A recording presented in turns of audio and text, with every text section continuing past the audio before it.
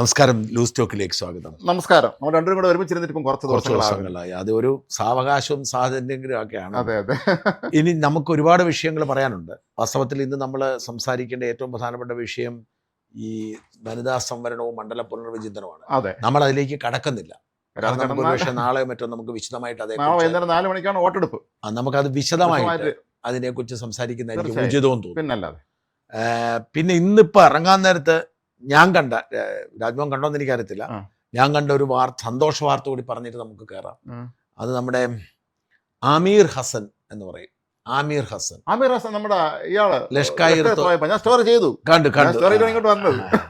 Lashkar E തോയ്ബയുടെ രണ്ടാമൻ ഫൗണ്ടറാണ്, പുള്ളി കോ-ഫൗണ്ടർ, സഹസ്ഥാപകനാണ്. അപ്പൊ അത് അയാൾ കൊല്ലപ്പെട്ടിട്ടില്ല, വെടിയേറ്റത്. സീരിയസ് ആയിട്ട് ഈ സയ്യദ് കഷി ഉണ്ടല്ലോ, അയാളുടെ പേര് ഞാൻ മറന്നുപോയി, ഹാഫിസ് സയ്യദ് യഥാർത്ഥത്തിൽ അന്താരാഷ്ട്ര ഭീകരനായി പ്രഖ്യാപിക്കപ്പെട്ട ആളാണ്. ഐക്യരാഷ്ട്രസഭ പ്രഖ്യാപിച്ചു, അമേരിക്ക, ബ്രിട്ടൻ, ഐക്യരാഷ്ട്രസഭ, പാകിസ്ഥാനും വരെ പിടിച്ചയാളെ ജയിലിലിട്ടിട്ട് 31 വർഷം തടവിന് വിധിച്ചിരിക്കുകയാണ്. പക്ഷേ അവിടെ സുഖമായി ഒരു പള്ളി വരെ വെച്ച് കൊടുത്തിട്ടുണ്ട് അയാൾക്ക് ജീവിക്കാൻ വേണ്ടിയിട്ട്. അയാളോട് സുഖമായി ജീവിക്കുകയാണ്. അയാൾ വരുന്നുണ്ട്, അയാൾ പുറത്തിറങ്ങേണ്ട കാര്യമില്ല, അയാൾക്ക് സ്വയം പര്യാപ്തത എല്ലാം അവിടെ ഒരുക്കി. പള്ളി വരെ ഉണ്ട് അയാൾക്ക് ജീവിക്കാനായിട്ട്, സ്വന്തമായി പള്ളി ഉണ്ടാക്കി കൊടുക്കാൻ. ഇയാൾ ഇന്ന് വെടിയേറ്റ കക്ഷി ആള് ചില്ലറക്കാരനല്ല, അയാളൊരു പണ്ഡിതനൊക്കെയാണ്, പുസ്തകം എഴുതിയിട്ടുണ്ട്. ഇവന്മാരെല്ലാം പണ്ഡിതന്മാരാണ്. ഇവന്മാരെല്ലാം ഇവന്മാരുടെയൊക്കെ തലതിരിഞ്ഞ പാണ്ഡിത്യമാണ് പച്ച മനുഷ്യന്റെ പച്ച ജീവൻ കൊത്തിപ്പറിക്കുന്ന തത്വശാസ്ത്രത്തിലേക്ക് മാറുന്നത്. ഇന്ത്യയിൽ നടന്ന പല തീവ്രവാദി ആക്രമണങ്ങളുടെയും ചുക്കാൻ പിടിച്ചവർ രണ്ടുപേരും തന്നെയാണ്. എത്രയോ ആക്രമണം. ലഷ്കർ ഇ തോയ്ബ എന്ന് പറയുന്നത് ഒരു അന്താരാഷ്ട്ര ഭീകര സംഘടനയാണ്. കശ്മീരാണ് ആസ്ഥാനമായിരിക്കുന്നത്. പക്ഷെ ആരാണ് വെടിവെച്ചത്? 2ാം തവണയാണ് ഈ ആമീർ ഹസൻ വെടിയേക്കുന്നത്. നേരത്തെ കഴിഞ്ഞ അയാളുടെ വീട്ടിൽ പോയി വെടിവെച്ചു. അപ്പം വൻ സുരക്ഷ ഏർപ്പാടാക്കി. എന്നിട്ടും അയാൾ ഒരു TV ചാനൽ ചർച്ചയ്ക്ക് മറ്റോ പോയതായിരിക്കും, അവിടെ ഇറങ്ങി വരുമ്പോഴാണ് വെടി. അയാൾക്ക് സെക്യൂരിറ്റി ഉണ്ട് കൂടെ, സെക്യൂരിറ്റി ഓടി കാണുന്നില്ല. പക്ഷെ ആരാണ് വെടിവെച്ചെന്ന് ആർക്കറിയാം. ഇതാണ് ഈ പാകിസ്ഥാൻ പണ്ടതിനെ പറഞ്ഞ ഇന്ത്യൻ രഹസ്യാന്വേഷണ ഏജൻസി. ഈ നമ്മുടെ പടിപടിയായിട്ട് മൊസാദിന്റെ സ്വഭാവം കൈവരിക്കുന്നുണ്ട്. അതെ, മൊസാദ് അങ്ങനെയാണല്ലോ, അവരുടെ ശത്രുക്കളെ അവരുടെ നാട്ടിൽ ചെയ്ത് തീർക്കും. അത് തന്നെയാണ്. ഇപ്പം നമുക്കറിയില്ല, ഇന്ത്യ ഔദ്യോഗികമായി നിഷേധിക്കുന്നുണ്ട് ഇത് ചെയ്യുന്നില്ലെന്ന്. പക്ഷേ ഈ അവിടെയുള്ള പാകിസ്ഥാൻ ആസ്ഥാനമായി പ്രവർത്തിക്കുന്ന ഈ ലഷ്കർ പോലെയുള്ള ഭീകര സംഘടനകളുടെ തലവന്മാരെ മാത്രമല്ല, നമ്മുടെ ഖാലിസ്ഥാൻ വാദമുള്ള സിഖ് ഭീകരവാദികളെയും പാകിസ്ഥാൻ, കാനഡയിൽ അപ്പം ഈ പറയുന്ന ആളുകളെ ഒക്കെ പോയി അവിടെ പോയി തീർക്കാനുള്ള ഏജന്റുമാർ നമുക്കുണ്ട് എന്നാണ് മനസ്സിലാവുന്നത്. പാകിസ്ഥാനിലേക്ക് എളുപ്പമായിരിക്കും. എന്നാന്ന് വെച്ച് കഴിഞ്ഞാൽ ഈ ചില്ലറ കിട്ടിയാലേ അവരെ പോയി വെടിവെക്കടാന്ന് പറഞ്ഞാൽ. മാത്രമല്ല, ഒരു വെടിവെക്കുന്ന വളരെ രസകര കാര്യം. നമ്മൾ കഴിഞ്ഞ തവണ എല്ലാ കൊലപാതകങ്ങളും കണ്ടത് ഇത് പോയിന്റ് ബ്ലാങ്ക് വെടിയാണ്, ഓടാൻ പറ്റില്ല, തൊട്ടടുത്ത് നിന്ന് വെടിയുകയാണ്. അപ്പൊ അതുകൊണ്ട് ഒന്നും ചെയ്യാൻ പറ്റില്ല. ചെങ്കണ്ണി നല്ല വെടിയാകുമ്പോൾ തീരുമില്ലല്ലോ. ഇതെല്ലാം ഈ ഞാൻ കഴിഞ്ഞ ദിവസം വേറെ വീഡിയോ കണ്ടേ, ലണ്ടൻ ട്യൂബ് ഉണ്ട്. ലണ്ടൻ ട്യൂബ് നമ്മുടെ മെട്രോ ട്യൂബ് എന്നാ പറയുന്നത്. അപ്പൊ ലണ്ടൻ ട്യൂബിൽ ഒരാൾ ട്രെയിൻ കത്തിനിക്കുകയാണ്. ട്രെയിൻ കത്തിക്കുന്നു.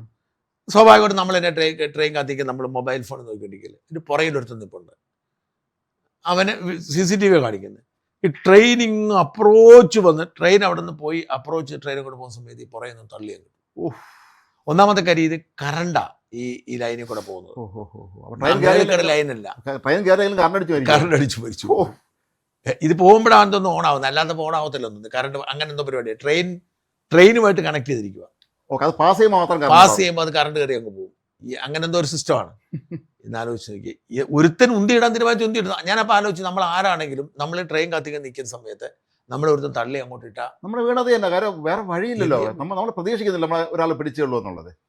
എന്തായാലും ഇന്ത്യക്കാരെ സംബന്ധിച്ചിടത്തോളം സന്തോഷകരമായ വാർത്തയാണ്. എത്രയോ നിരപരാധികളെ കൊന്നൊടുക്കാൻ പ്ലാൻ ചെയ്ത ആളാണ്, ഒരുപാട് പേരെ കൊന്ന ആളാണ്, ഇനിയും കൊല്ലാനുള്ള ആളാണ്. അതുകൊണ്ട് തന്നെ മനുഷ്യന്റെ ജീവൻ ആരുടേതാണെങ്കിലും അത് നഷ്ടപ്പെടുമ്പോൾ നമുക്ക് വേദന ഉണ്ടാവും എന്ന സത്യമാണെങ്കിലും, അനേകം നിരപരാധികളെ കൊന്നൊടുക്കിയ ഒരാൾ ഇനിയും അനേകം പേരെ കൊന്നു തള്ളാൻ പറ്റുന്ന ഒരു ഫിലോസഫിയിൽ വിശ്വസിക്കുന്ന ആൾ, അതിനുവേണ്ടി ജീവിക്കുന്ന ആൾ കൊല്ലപ്പെടുന്നു അല്ലെങ്കിൽ വെടിയേൽക്കുന്നു എന്ന് അറിയുമ്പോൾ ഉണ്ടാവുന്ന ഒരു അതായത് നല്ല വാർത്ത തന്നെയാണ്. കാരണം ഒരു സാധാരണ ഒരു മനുഷ്യനല്ല അവർ കൊല്ലപ്പെടുന്നത്. എത്ര പേരെ കൊന്നാലും കൊതു തീരാത്തൊരു മനുഷ്യനാണ്. എന്തായാലും എത്രയും വേഗം അദ്ദേഹത്തിന് ഹൂറികളെ ലഭിക്കട്ടെ എന്ന് നമുക്ക് പ്രാർത്ഥിക്കാം. അതാണ് അദ്ദേഹത്തിന്റെ ജീവിതത്തിന്റെ ലക്ഷ്യമാണല്ലോ. അതേസമയം ഇത് പറയാതിരിക്കാൻ നിവൃത്തിയില്ല, ട്രംപ് ഇപ്പോഴും കൈകാലിട്ടടിക്കുകയാണ്.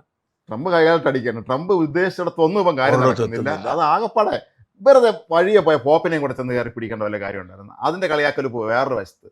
ഏതായാലും ഇറാൻ രണ്ടും കൽപ്പിച്ച് തന്നെയാണ്, കാരണം അവരുടെ കൈവശമുള്ള ഒരു പുതിയ ഒരു മിസൈലിനെ കുറിച്ച് ഞങ്ങൾ എപ്പോൾ ഞാൻ കണ്ടിരുന്നു. തോളിൽ വെച്ച് അങ്ങ് മിസൈൽ അങ്ങ് അയച്ചാൽ മതി. അപ്പൊ ഇത് മാൻ പാഡ്സ്. അപ്പൊ ഇത് റഡാറിനെ ട്രേസ് ചെയ്യാൻ പോലും പറ്റില്ല. അപ്പൊ ഇത് ആകെപ്പാടെ ട്രംപിന് കൺഫ്യൂഷനാണ്. ഇത് വിമാനങ്ങളെല്ലാം അവർ അടിച്ചിടുന്നുണ്ട്, ഒന്നും ചെയ്യാൻ പറ്റില്ല. എന്തായാലും ഇതിന്റെ പ്രോബ്ലം അനുഭവിക്കേണ്ടി വരുന്ന അമേരിക്കയിൽ ഇച്ചിരി എണ്ണ വില കൂടുന്നേ ഉള്ളൂ. അതും അവർക്ക് നിയന്ത്രിക്കാൻ പറ്റും, കാരണം അവർക്ക് എണ്ണയുണ്ട്, സ്വന്തമായിട്ടുണ്ടല്ലോ. അനുഭവിക്കാനും പോകുന്നത് നമ്മളടക്കമുള്ളവരും പശ്ചിമേഷ്യ ഗൾഫ് രാജ്യങ്ങളാണ്. എത്രയും വേഗം യുദ്ധം അവസാനിക്കട്ടെ എന്ന് പ്രാർത്ഥിക്കാം. ട്രംപ് എങ്ങനെയെങ്കിലും തലയൂരി പോകട്ടെ. അതുകൊണ്ടാണ് നരേന്ദ്രമോദിയെയും ഷീ ജിൻപിങ്ങിനെയൊക്കെ അയാൾ ഫോൺ ചെയ്തത്. നോർമൽ അങ്ങോട്ട് വിളിച്ചപ്പോൾ അല്ലെങ്കിൽ ഈ സമയത്ത് അയാൾ വിഷയം ചർച്ച ചെയ്യാൻ താല്പര്യം പ്രകടിപ്പിക്കില്ല. എല്ലാവരും വിളിച്ചു. ഈ ഷീ ജിൻപിങ് ഇറങ്ങിയതിന് ശേഷമാണ് എനിക്കൊന്നൊരു പരിഹാരം ഉണ്ടാവും തോന്നുന്നു. അതായിരിക്കും. എന്തായാലും അത് നമുക്ക് പ്രാർത്ഥിക്കാം. നമ്മുടെ പ്രധാനപ്പെട്ട വിഷയത്തിലേക്ക് വരാം.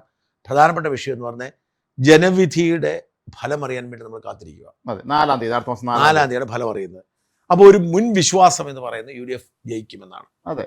പക്ഷേ LDF പറഞ്ഞ അവർ ജയിക്കുന്നു. പക്ഷേ LDFന് ആത്മവിശ്വാസമില്ല, UDFന് നല്ല ആത്മവിശ്വാസമുണ്ട്. സർവേകളിലൊക്കെ തന്നെ സർവേകളിലാണോ ചിലതിലൊക്കെ മൊത്തത്തിലുള്ള നിരീക്ഷണങ്ങൾ എല്ലാത്തിലും മൊത്തത്തിൽ വിലയിരുത്തപ്പെടുന്നത് അതിന്റെ 2 കാരണങ്ങളാണ്. ഇപ്പൊ ഞാൻ ഇന്നൊരു വാർത്ത ചെയ്തിരുന്നു, പേരാമ്പ്രയും തൃക്കരിപ്പൂരും മത്സരിക്കും.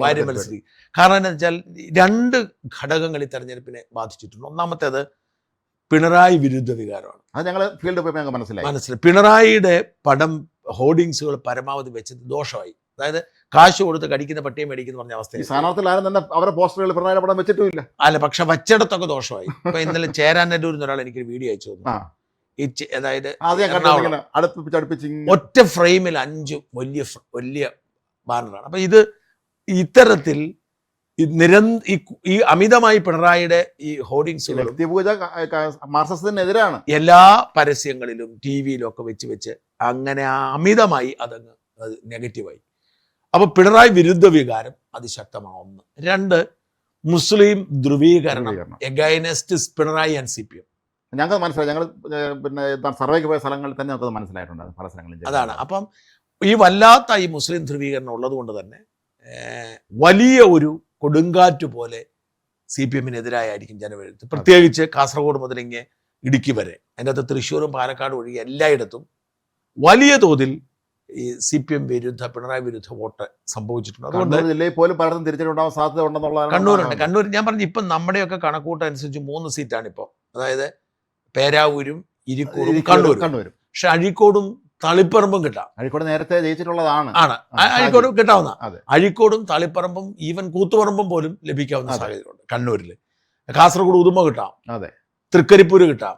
അപ്പം അങ്ങനെ ഇങ്ങോട്ട് പോന്നാൽ നമ്മൾ ഓർക്കേണ്ടത് 87-ൽ നായർ മുഖ്യമന്ത്രിയായ സമയത്ത് 5 CPM പ്രവർത്തകരെ തീയിട്ട് വന്ന സ്ഥലമാണ്. എന്നിട്ട് പോലും അവിടെ തിരിച്ചിട്ടുണ്ടാകാൻ പോകുന്നു അവർക്ക്. അവിടെ 2 കാര്യങ്ങൾ തൃക്കരിപ്പൂർ സംഭവിച്ചു. ഒരേ സമയം സന്ദീപ് വാര്യർക്ക് അനുകൂലമായി ഹിന്ദു, ക്രിസ്ത്യൻ, മുസ്ലിം ഒരു ഏകീകരണം ഉണ്ടായി. മറ്റേ VP മുസ്തഫ പള്ളി പോകുന്ന ആളല്ല. അതുകൊണ്ട് തന്നെ അത് ഉയർത്തി കാണിച്ച് മുസ്ലിം വോട്ട് അതിശക്തമായി ധ്രുവീകരിക്കുന്നു. ആദ്യമായി സന്ദീപ് വാര്യരായതുകൊണ്ട് ക്രിസ്ത്യൻ വോട്ട് കഴിഞ്ഞ കുറെ കാലമായുള്ള ഒരു ഇതിൽ കിട്ടുന്നു. ഹിന്ദു വോട്ടാണെങ്കിലും വാര്യരായതുകൊണ്ട് ഹിന്ദു വോട്ട് സന്ദീപ് വാര്യർ എല്ലാവർക്കും അറിയാമല്ലോ, അറിയാമല്ലോ. അതിനുള്ള പ്രധാനപ്പെട്ട ഘടകം. അത്തരത്തിൽ അതേസമയം ഇതുപോലെ തന്നെ പേരാമ്പ്രയിൽ അങ്ങനെയാണ്. TP രാമകൃഷ്ണൻ തോക്കുന്ന അവസ്ഥ അവിടെ ഉണ്ട്. അപ്പൊ എല്ലാ അർത്ഥത്തിലും ഒരു വലിയൊരു കൊടുങ്കാറ്റ്. നമ്മൾ ഓർക്കണം, ഒരു കാലത്ത് കോൺഗ്രസിന്റെ കോട്ടയായ സ്ഥലമാണ്. ഡോക്ടർ KG അടിയോടി പലതവണ ജയിച്ചവിടെ MLA സ്ഥലമാണ്. അപ്പൊ ഇവിടെ ഏറ്റവും കൂടുതൽ തിരിച്ചടി കിട്ടാൻ വന്നത് ഈ കാരണത്താൽ BJPക്കായിരിക്കും. കാരണം BJPക്ക് ഒരു 4 മുതൽ 10 വരെ സീറ്റ് കിട്ടാൻ പറ്റുന്ന ഒരു രാഷ്ട്രീയ അന്തരീക്ഷം കേരളത്തിലുണ്ട്. പക്ഷെ ഒരു UDF തരംഗം വന്നാൽ അത് BJP പുറകോട്ട് പോകും. പക്ഷെ അവിടെയും 2 സീറ്റിന് അവരുടെ സാധ്യത കൂടും. അതായത് നേമത്തും കഴക്കൂട്ടത്തും. കാരണം എന്താ വെച്ചാൽ ഈ നേമത്തും കഴക്കൂട്ടത്തും CPM ആയിരുന്നു മുഖ്യ എതിരാളി. അവിടെ കോൺഗ്രസിന്റെ സ്ഥാനാർത്ഥി വോട്ട് പിടിച്ചു വന്നാൽ അത് സ്പ്ലിറ്റ് ആവും. ഈ BJP വിരുദ്ധ വോട്ടുകൾ സ്പ്ലിറ്റ് ആകുന്നിടത്താണ് ജയിക്കുന്നത്. അത് മാത്രമല്ല ഇവിടെയുണ്ട്, പൂഞ്ഞാറും ഉണ്ട്, പൂഞ്ഞാറും ഉണ്ട്. അപ്പൊ ഈ പൂഞ്ഞാറും ഉണ്ട്, പാലായിലുണ്ട്. അതായത് പാലായിലില്ല, കാരണം പാലായി UDF ആണ് മുമ്പിൽ. അതായത് UDFന്റെ സ്ഥാനാർത്ഥി അതെ ഇപ്പൊ പാലായിലുണ്ട്, കാരണം LDFന്റെ സ്ഥാനാർത്ഥി ഉണ്ട്. അതായത് LDF മുൻപിൽ നിൽക്കുന്ന ഒരു മണ്ഡലത്തിൽ UDF അനുകൂല തരംഗമുണ്ടായാൽ UDFന്റെ സ്ഥാനാർത്ഥി വോട്ട് പിടിച്ചാൽ അത് BJP BJPക്ക് ഗുണമുണ്ടാവും. ബാക്കി ചിലയിടത്ത് അങ്ങനല്ല. ഇപ്പം ഉദാഹരണത്തിന് മഞ്ചേശ്വരത്ത് പണി കിട്ടാം. കാരണം അവിടുത്തെ UDF തന്നെയാണ് അവിടുത്തെ ഈ BJP വിരുദ്ധ സ്ഥാനാർത്ഥി. അപ്പോൾ അതുകൊണ്ട് അയാൾക്ക് കൂടുതൽ വോട്ട് കിട്ടും. അതേസമയം നേമത്ത് ശിവൻകുട്ടിക്ക് കിട്ടേണ്ട വോട്ട് സ്പ്ലിറ്റായി ശബരിനാഥൻ പോകും. അത്ര ഒരു സാഹചര്യം അവിടെ ഉണ്ട്. എന്തായാലും അതാണ് രാഷ്ട്രീയം. പക്ഷെ ഇതൊക്കെ ആണെങ്കിലും ഈ തെരഞ്ഞെടുപ്പ് ഫലം വരുന്നതിന് മുൻപ് ഇവരിപ്പോൾ കാട്ടിക്കൂട്ടിക്കൊണ്ടിരിക്കുന്ന ഈ ചക്കളാത്തിപ്പോര എന്ന് പറയുന്നത് സഹിക്കാൻ പറ്റുന്നത്. അത് ഇന്ന് നമ്മുടെ CR മഹേഷ്, കരുനാഗപ്പള്ളി MLA ആയിരുന്ന ഇപ്പോഴത്തെ അവിടെ സ്ഥാനാർത്ഥി തന്നെ ആയിരുന്നു, അദ്ദേഹം ഒരു ഫേസ്ബുക്ക് പോസ്റ്റ് ഇട്ടിട്ടുണ്ട്. 2 വരിയേ ഉള്ളൂ. ആലുങ്ക പഴുക്കുമ്പോൾ കാക്കയ്ക്ക് വായ്പുണ്ടെന്ന് പണ്ട് എൻ്റെ അമ്മ പറഞ്ഞ് കേട്ടിട്ടുണ്ട്. അത് ഇത്തവണ സംഭവിക്കാതിരിക്കട്ടെ എന്ന് പ്രത്യാശിക്കാന്ന്. കറക്റ്റാണ്. അത്രേ ഉള്ളൂ, വേറെ കൂടുതൽ നീണ്ട ഭയത്തിൽ ഒന്നുമില്ല. മറ്റേ എന്നെ അത്ഭുതപ്പെടുത്തിയത് സാധാരണഗതിക്ക് ഇത്തരം വിവാദങ്ങളും ചെന്നുപെടാത്ത റോജി എം ജോൺ പോലും ഈ വിവാദത്തിലേക്ക് കൊണ്ട് തലവെച്ചു. അത് രമ്യ ഹരിദാസ്, റോജി എം ജോൺ ഇവരെല്ലാം രമ്യ ഹരിദാസ് ചെയ്ത് നമുക്ക് മനസ്സിലാക്കാം. കാരണം രമ്യ ഹരിദാസ് ഒരു ഇതിനകത്ത് 2-3 കാര്യങ്ങൾ ശ്രദ്ധിക്കണം. ഞാൻ ഇതിൻ്റെ അകത്ത് വളരെ നിങ്ങൾ എന്താ ഇതിനെക്കുറിച്ച് നിങ്ങളുടെ അഭിപ്രായം പറ, എന്നിട്ട് നമ്മൾ എന്റെലേക്ക് വരാം. നിങ്ങൾ ഈ വിഷയത്തെക്കുറിച്ച് വിശദമായി പറഞ്ഞു എന്താണ് ഈ മുഖ്യമന്ത്രി വിഷയത്തിൽ. ഇത് മുഖ്യമന്ത്രി വിഷയത്തിൽ പ്രധാനമായും കേരളത്തിൽ 3 പേരാണല്ലോ മുഖ്യമന്ത്രി സ്ഥാനാർത്ഥി. 2 പേരാണ് ഇപ്പം നിലവിൽ മത്സരത്തിനിറങ്ങി, രമേശ് ചെന്നിത്തലയും VD സതീശനും. അതിന് പുറമെയാണ് ഇപ്പം KC വേണുഗോപാലിൻ്റെ പേര് ഉന്നയിച്ചുകൊണ്ട് വേറൊരു വിഭാഗം രംഗത്തെത്തിക്കുന്നത്. ഇതിൽ ഏറ്റവും പ്രധാനപ്പെട്ട ഒരു കാര്യം K സുധാകരൻ ഫേസ്ബുക്ക് പോസ്റ്റ്, അത് 2 ആഴ്ച മുമ്പാണെന്നോ രമേശ് ചെന്നിത്തല മുഖ്യമന്ത്രിയാക്കണമെന്ന് അദ്ദേഹം ആവശ്യപ്പെട്ടിരുന്നു. ഈ ഒരു സന്ദർഭത്തിൽ ഈ കേരളത്തിൽ ഇപ്പോൾ തിരഞ്ഞെടുക്കപ്പെടാൻ സാധ്യതയുള്ള വലിയൊരു ശതമാനം MLA-മാർ KCയുടെ ആളുകളായിരിക്കുമെന്ന്, അങ്ങനെ അവർ മുഖ്യമന്ത്രി സ്ഥാനത്തേക്ക് അദ്ദേഹത്തിൻ്റെ പേര് നിർദ്ദേശിക്കുമെന്നൊക്കെയാണ് ഇപ്പോൾ ഇവർ പറഞ്ഞു വരുത്തുന്നത്.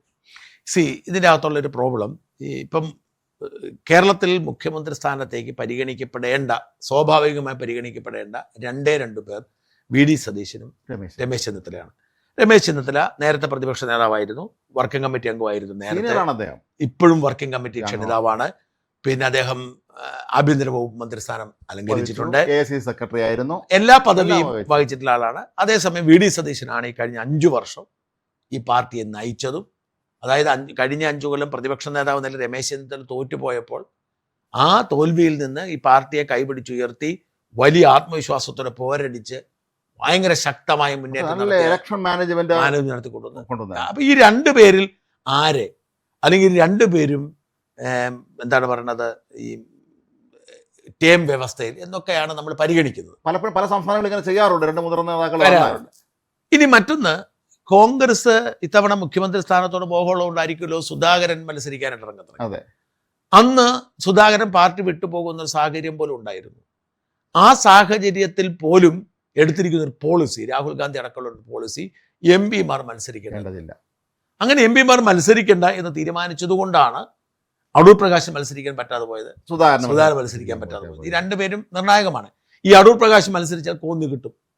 ഈ അടൂർ പ്രകാശൊക്കെ മത്സരിക്കാൻ ശ്രമിക്കുന്നതിന് നമുക്ക് കുറ്റം പറയാൻ പറ്റത്തില്ല. കാരണം LDFന്റെ ഒരു കോട്ട പിടിച്ചെടുക്കാൻ വേണ്ട അടൂർ പ്രകാശ് ഇറങ്ങിയത്, അല്ലാതെ അടൂർ പ്രകാശ് പോയി സിറ്റിംഗ് സീറ്റ് ചോദിക്കാനല്ല വന്നില്ല. അപ്പം അത്തരം ഒരു സാഹചര്യം പോലും അവഗണിക്കപ്പെട്ടത് അടൂർ പ്രകാശ് മുഖ്യമന്ത്രിയാകാനല്ല മത്സരിക്കാൻ പറ്റുന്നത്. അയാൾക്ക് അവിടെ പ്രത്യേകിച്ച് ഒന്നും ചെയ്യാനില്ലാത്തതുകൊണ്ടാണ്. ഡൽഹിയിൽ പ്രതിപക്ഷ എംപയർക്ക് ഒന്നും ചെയ്യാനില്ല, അതാണ് വാസ്തവം. അപ്പൊ കർശനമായ നിലപാടെടുത്തു, നല്ല കാര്യം.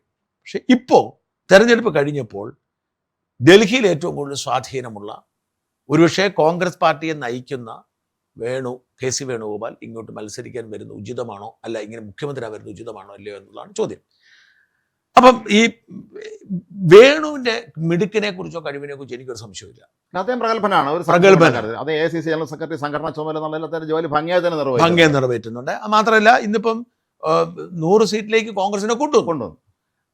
വളരെ കൃത്യമായി വർക്ക് ചെയ്യുന്ന നല്ല നേതാവാണ്. ഹാർഡ് വർക്കിംഗ് ആണ്, വർക്ക് ചെയ്യുന്ന നല്ല ഉയർന്നു വന്ന ആളാണ്, കേസിലൂടെ വന്നതാണ്. പക്ഷേ 2 ചോദ്യം ബാക്കിയാവുകയാണ്. ഈ വേണുഗോപാൽ ഇവിടെ മുഖ്യമന്ത്രിയാൻ വന്നാൽ അത് കൊടുക്കുന്ന സന്ദേശം എന്താണെന്നറിയോ? BJP അത് എടുക്കാൻ പോകുന്നത് എന്താണെന്നറിയോ? വളരെ ഭംഗിയായിട്ട് ഉപയോഗിക്കും. കോൺഗ്രസ് ഒരു കാലത്തും അധികാരത്തിൽ വരുമെന്ന ആത്മവിശ്വാസം കോൺഗ്രസ് പാർട്ടിക്ക് ഇല്ല. അതുകൊണ്ടാണ് എല്ലാ സ്റ്റേറ്റുകളിലെയും മുഖ്യമന്ത്രിമാരുടെ മേൽ അധികാരമുള്ള, ജയിച്ച് അടുത്ത 2029 തെരഞ്ഞെടുപ്പിൽ രാഹുൽ ഗാന്ധി പ്രധാനമന്ത്രിയായാൽ ആഭ്യന്തരമന്ത്രി ആകാവുന്ന,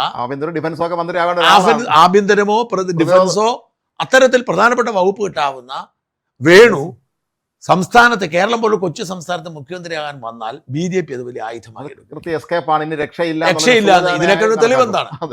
നോക്ക്, ഇപ്പൊ തന്നെ 2-3 സ്റ്റേറ്റിൽ അധികാരമുണ്ട്. അത്രേ ഉള്ളൂ. അതിന്റെയൊക്കെ ചുമതല ഇയാൾക്കാണ്. ഇപ്പൊ ഞാൻ പറഞ്ഞല്ലോ, എന്നോട് നമ്മുടെ ജാസ്മിൻ ഷാ പറഞ്ഞൊരു കഥയുണ്ട്. അവർക്ക് കർണാടകയിൽ ഒരു ചെറിയ കാര്യം ഉണ്ടായിരുന്നു. ഇവരൊന്നും വിചാരിച്ച് നടക്കുന്നില്ല. പക്ഷെ KCയെ വിളിച്ച് പറഞ്ഞതിന് ശേഷം മന്ത്രി നേരിട്ട് വിളിക്കുമെന്ന് പറഞ്ഞു.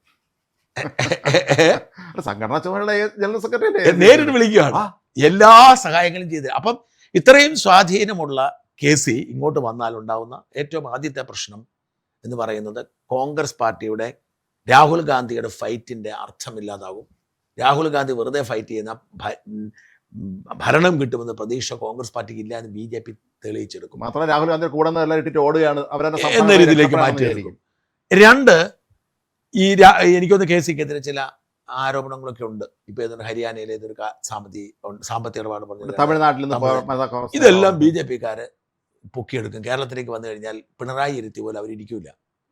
പിണറായി ഇന്ദ്രധാരയില്ല. അപ്പം ED അടക്കമുള്ള സകല സംവിധാനങ്ങളും കൊണ്ട് ഇത് വലിച്ച് നാട്ടി നശിപ്പിച്ച് ഇനി ഈ സൈബർ എന്ന് പറഞ്ഞാൽ കോൺഗ്രസിന്റെ സൈബർ പോലുള്ള CPM-ന്റെയും സംഘികളുടെയും സൈബർ ഒരുമിച്ചിറങ്ങുന്നതോടുകൂടി നാറി നശിപ്പിച്ച് ഈ അടുത്ത 3 കൊല്ലം കൂടെ ഉള്ളതെന്ന് ഓർക്കണം. ഈ ഭരണം 29 തെരഞ്ഞെടുപ്പ് 29 ആകുമ്പോഴത്തേക്കും നിലം തൊടാൻ കഴിയാത്ത വിധത്തിൽ, അതായത് കേരളത്തിൽ ഭരണം നഷ്ടപ്പെടുന്നത് മാത്രമല്ല ഇവിടുത്തെ MP-മാർക്ക് പോലും ജയിക്കാൻ കഴിയാത്ത ഒരു സാഹചര്യത്തിലേക്ക് നയിക്കും. മാത്രമല്ല നമ്മൾ ഒന്ന് ചിന്തിക്കേണ്ടത്, ഇപ്പൊ UDF എന്നുള്ള ഏതാണ്ട് ഉറപ്പാണ്. എന്നാലും സപ്പോസ് LDF ആണ് വരുന്നതെങ്കിൽ ഈ മുഖ്യമന്ത്രി സ്ഥാനത്ത് ചൊല്ലി നടന്ന ഈ ചക്രത്തെ പോരാട്ടം മുഴുവൻ മാണക്കേട് ഉണ്ടാക്കാൻ. മാത്രമല്ല രാജ്ഭവൻ 2 ഉപതെരഞ്ഞെടുപ്പ് വേണ്ടി വരും.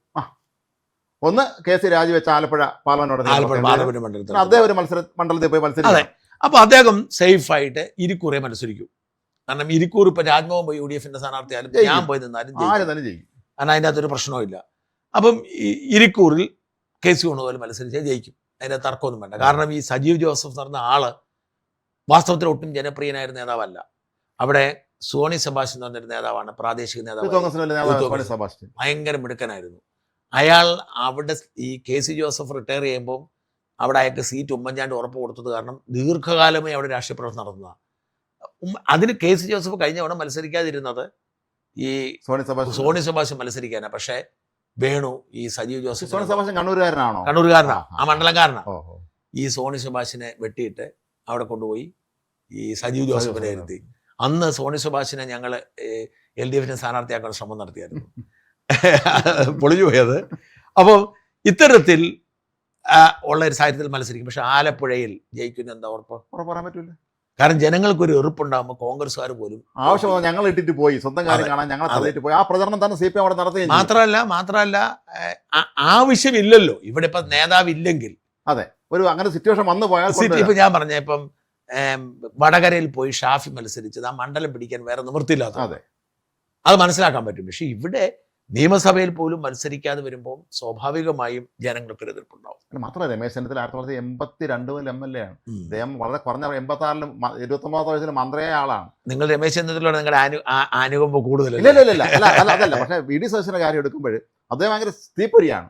അല്ല, എനിക്കിതിനകത്ത് ഞാൻ പറഞ്ഞല്ലോ, ഇപ്പൊ വേണുഗോപാൽ ആയാലും ഉള്ള ആളല്ല. പക്ഷേ ഭരണം മുമ്പോട്ട് പോകണമെങ്കിൽ, കൃത്യമായ റിസൾട്ട് കിട്ടണമെങ്കിൽ ഏറ്റവും നല്ലത് ഞാൻ വിശ്വസിക്കുന്നത് VD സതീശൻ. വ്യക്തിപരമായി ഒരു പക്ഷേ VD സതീശൻ വരുന്നതിനേക്കാൾ ഗുണം നമുക്കുണ്ടാവുന്നത് രമേശ് ചെന്നിത്തലയായിരിക്കും. ഇനി ഒരു കോംപ്രമൈസ് സ്ഥാനാർത്ഥി എന്നതിൽ KC വേണുഗോപാൽ വന്നാലും നമുക്ക് വലിയ കുഴപ്പമൊന്നും ഉണ്ടാകത്തില്ല. VD സതീശനെ കൊണ്ടായിരിക്കും നമുക്ക് വലിയ ഗുണം ഇല്ലാത്തത്. കാരണം എന്താ വെച്ചാൽ VD സതീശൻ അങ്ങനെ മുഖം നോക്കുന്ന ഒരാളൊന്നും അല്ല. പുള്ളിയുടെ നിലപാട് എടുത്തു കഴിഞ്ഞാൽ ഒരു വിട്ടുവീഴ്ചയും ചെയ്യാത്ത നിലപാട്. അപ്പൊ ഞാൻ ഈ രാഹുൽ മാങ്കൂട്ട വിഷയത്തിലൊക്കെ ഞാൻ അദ്ദേഹത്തോട് സംസാരിച്ചു. അദ്ദേഹത്തിന്റെ ഏറ്റവും വലിയ കുഴപ്പമായിട്ട് ഞാൻ കാണുന്നതെന്ന് വെച്ചാൽ ഈ അനുനയമില്ല. ഇപ്പൊ അദ്ദേഹത്തിന് ഒരു പ്രതിസന്ധി രൂപപ്പെടാൻ കാരണം പോലും പുള്ളി ഒരുപാട് വെറുപ്പിച്ചു. ഈ രാഷ്ട്രീയത്തിൽ നിന്ന് ആളെ കൂടെ ചേർത്ത് നിർത്തും, എപ്പോഴും 10 പേരെ കൂടെ നിർത്തണം. അപ്പൊ ഈ രാഹുൽ മാങ്കൂട്ടത്തിന്റെ വിഷയത്തിൽ പുള്ളി ഷാഫി അടക്കം ഈ കോൺഗ്രസ് യുവ നേതാക്കളെ മുഴുവൻ വെറുപ്പിച്ചു. എല്ലാവരും കൂടെ നിന്നവരാണ്. സുധാകരൻ പുള്ളിയോട് വലിയ താല്പര്യമായിരുന്നു. സുധാകരൻ ഇപ്പൊ സുധാകരന്റെ സീറ്റ് കാര്യത്തിൽ എല്ലാവരും ഒരുമിച്ചാണ് സുധാകരന്റെ സീറ്റ് വെട്ടിയത്. പക്ഷെ മുഴുവൻ പേര് സതീശൻ തലയിലായി. അതിന്റെ കാര്യം സതീശന് അനുനയനം അറിയത്തില്ല. മാത്രമല്ല സതീശനെ ഞാൻ കണ്ട വലിയൊരു ബലഹീനത എന്ന് പറയുന്നത് ഈ സതീശന് ഈ സ്ത്രീകളോട് വലിയ ആദരവാണ്. കൂടുതൽ ഞാൻ സ്ത്രീകളെ ആദരിക്കുന്നത് നല്ലതാണ്, മോശമെന്ന് പറയുന്നില്ല. അപ്പം ഏതെങ്കിലും ഒരു സ്ത്രീ വന്ന് ഒരു പരാതിപ്പെട്ടാൽ അതിന് നിജസ്ഥിതി നോക്കാതെ കണ്ണു അടച്ച് അവരെ അങ്ങ് പിന്തുണയ്ക്കും. അത് അപകടമാണ്. ഇപ്പൊ ഞാൻ പറഞ്ഞ ഈ രാഹുൽ മാങ്കൂട്ടത്തിനെതിരെ പരാതി കൊടുത്ത ഈ വിഷയം ഉണ്ടാക്കിയ എന്തോ പെങ്കൊച്ച് നടി റിനിയാൻ, അതുപോലെ തന്നെ ചില പെൺകുട്ടികളൊക്കെ ഉണ്ട്. അപ്പൊ ഇപ്പൊ ഉദാഹരണത്തിന് എവിടെ നിന്നോ പ്രത്യക്ഷപ്പെട്ട ഒരു വനിതാ നേതാവാണ് താര ടോജോ എന്ന് പറയുന്നത്, എവിടെ നിന്നോ വന്ന ഒരാളാണ്. അപ്പൊ അവരൊക്കെ പറയുന്ന വാക്കുകൾക്ക് പുള്ളി വലിയ പ്രാധാന്യം കൊടുക്കും. അപ്പൊ പുള്ളിയോട് ഞാനൊരിക്കൽ സംസാരിച്ചു, പുള്ളി പറഞ്ഞു എനിക്ക് സ്ത്രീകളോട് വലിയ ബഹുമാനമാണെന്ന് പറഞ്ഞത്. അപ്പൊ പുള്ളിക്ക് അങ്ങനത്തെ മോശം പക്ഷെ ഇത്തരം സ്വാധീനങ്ങൾ പുള്ളിയെ പലപ്പോഴും എന്താ ചെയ്യുന്ന വെച്ചാൽ ശരിയിൽ നിന്ന് മാറ്റി നടത്താറ്. കാരണം പുള്ളി ഇത് ശരിയാണെന്ന് വിശ്വസിക്കുന്ന സാഹചര്യമുണ്ട്. അതെ ഇവരൊക്കെ കണ്ടു പഠിക്കേണ്ടത് കെ.കരുണാകരനെയാണ്. ഇത്രയും പേര് എങ്ങനെ ഒരുമിച്ച് കൊണ്ട് നടന്നു എന്നുള്ളത് നമുക്ക് സങ്കല്പിക്കാൻ പോലും പറ്റും. അപ്പൊ അതെ, ഉദാഹരണത്തിന് ഞാൻ പറഞ്ഞ ഈ വി.ഡി. സതീശനാണ്. ഞാൻ 3 പേരെ എടുത്തു നോക്കുമ്പോൾ ഭാവിയിൽ എന്തായാലും നമുക്ക് എന്തായാലും ഈ 5 കൊല്ലവും ഈ സർക്കാരിനെ സ്തുതി ജീവിക്കാൻ പറ്റത്തില്ല. ഏറിയാൽ 6 മാസം നമ്മൾ വിട്ടുവീഴ്ച ചെയ്യും. 6 മാസം കഴിഞ്ഞാൽ പതിയെ പതിയെ നമ്മുടെ ലൈനിലേക്ക് മാറും. ലൈനിലേക്ക് മാറുമ്പോൾ നമ്മൾ എന്തായാലും പിണക്കത്തിലാവും. ആര് മുഖ്യമന്ത്രിയായാലും നമ്മൾ പിണക്കം. അപ്പൊ ഈ കൂട്ടത്തിൽ ഏറ്റവും കൂടുതൽ ശത്രുത ഉണ്ടാക്കാനും പക വീട്ടാനും സാധ്യതയുള്ള ഒരാള് സതീശനാണ്. കാരണം പിണറായിയുടെ ഒരു സെമി സ്വഭാവം, പകുതി സ്വഭാവം ഒക്കെ സതീശനുണ്ട്, ഇല്ലേ?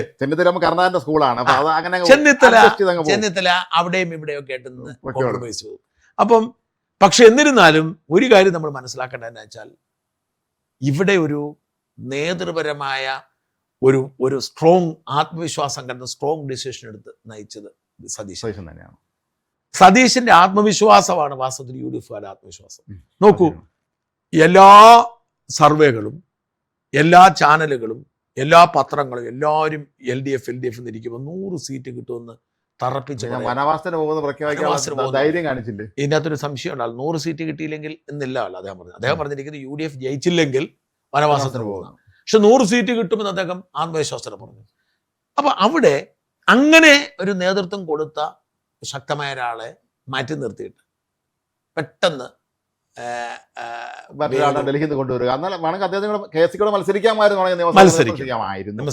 പിന്നെ ഈ 2 ബൈ ഇലക്ഷന്റെ ആവശ്യമില്ല. അദ്ദേഹത്തിനാണെങ്കിൽ അത് ഇത്രയും വലിയ കേരളത്തിലെ ഉള്ളതിൽ ഏറ്റവും മുതിർന്ന അദ്ദേഹം രാജ്യസഭാംഗത്വം വേണ്ടെന്ന് വെച്ചിട്ട് അത് BJP-ക്ക് രാജസ്ഥാനിൽ BJP കിട്ടിയത്. രാജസ്ഥാനിൽ രാജ്യസഭാംഗം BJP-ക്ക് കൊടുത്തിട്ടാവുന്ന ലോക്സഭ മത്സരിച്ചത്. പിന്നെ എന്തിനാണ് ഇത് CPM-ന് കൊടുക്കേണ്ടെന്നുള്ള അവസ്ഥ എന്തായിരിക്കും? ആ CPM-ന് അത് കൊടുക്കാന്ന് പറഞ്ഞാൽ അത് ശരിയല്ല. അതെ, അത്തരത്തിൽ ഞാൻ പറഞ്ഞ എനിക്ക് വേണുവിനോട് നമുക്ക് പണക്കൊന്നും ഉണ്ടായിട്ടില്ല.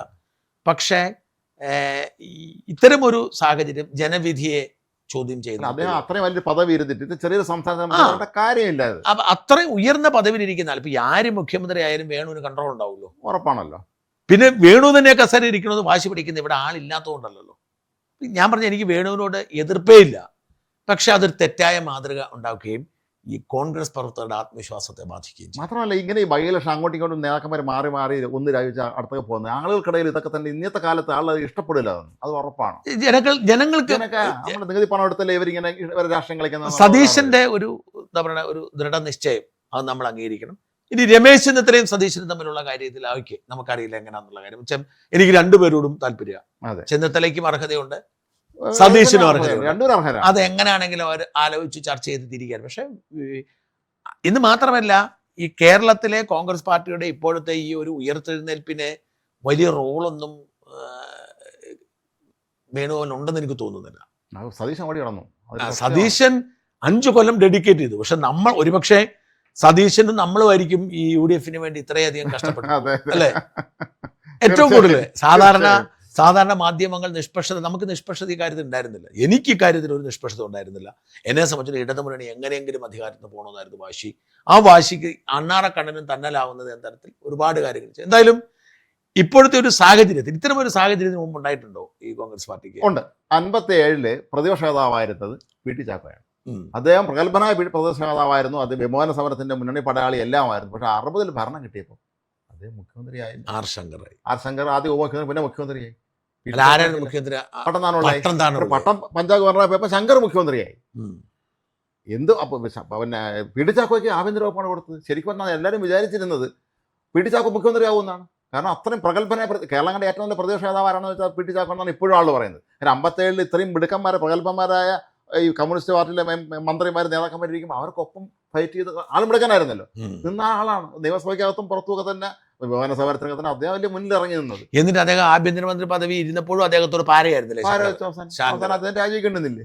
അല്ല, അത് ഈ കോൺഗ്രസിൽ പണ്ട് പോലെ ഇങ്ങനെ ചില വിഷയങ്ങൾ അവിടെ ഉണ്ട്. ഈ പലപ്പോഴും ഇത് സംഭവിക്കാൻ നമ്മൾ 77 കാര്യം നിർത്തിക്കാൻ വളരെ വിചിത്രമായ നിയമസഭയുണ്ട് 77. നമ്മൾ ആലോചിക്കുകയാണെങ്കിൽ അല്ല 65 സഭയാണോ പിരിച്ചുവിട്ടത്? അല്ല 60 കൂടിയില്ല, ആർക്കും ഭൂരിപക്ഷം കൂടിയില്ല. അതായത് കേരള കോൺഗ്രസിന് 20 സീറ്റ് കിട്ടി, അവരാരും പിന്തുണച്ചില്ല, സഭ എന്താണ് ചേർന്നില്ല, പോയി കഴിഞ്ഞു. പിന്നെ 67 ഇലക്ഷൻ നടത്തി. അന്ന് രാംകാരോട് ജയിച്ചിട്ടുണ്ടായിരുന്നു 65 ഇലക്ഷന്. 65 ഇല്ല, പറ്റിയില്ല. CPM നാട്ടിലെ MLA. അന്ന് മാത്രമല്ല രസകരമായ കാര്യം, അന്ന് ജയിച്ച ഒരുപാട് പേര് പിന്നെ ഒരിക്കലും ജയിച്ചിട്ടില്ല എന്നുള്ളതാണ്. 65 ജയിച്ചു. ഇപ്പൊ തിരുവനന്തപുരത്ത് ലക്ഷ്മണ വൈദ്യൻ എന്ന് പറയും, കഴക്കൂട്ടത്തെ കോൺഗ്രസ് പ്രസിഡന്റ് ആയതാണ്. അദ്ദേഹം പിന്നെ ജയിച്ചില്ല. അദ്ദേഹം അന്ന് ജയിച്ച ആ കൂട്ടത്തിൽ പെടുന്ന ഒരാളായിരുന്നു. ഒരു MLA ആയിട്ടില്ല, സത്യപ്രതിജ്ഞ ചെയ്യാൻ പറ്റില്ല. അത് 77 രസകരമാണ്. 77 നിയമസഭ നേതൃത്വം ബഹു രസമാണ്.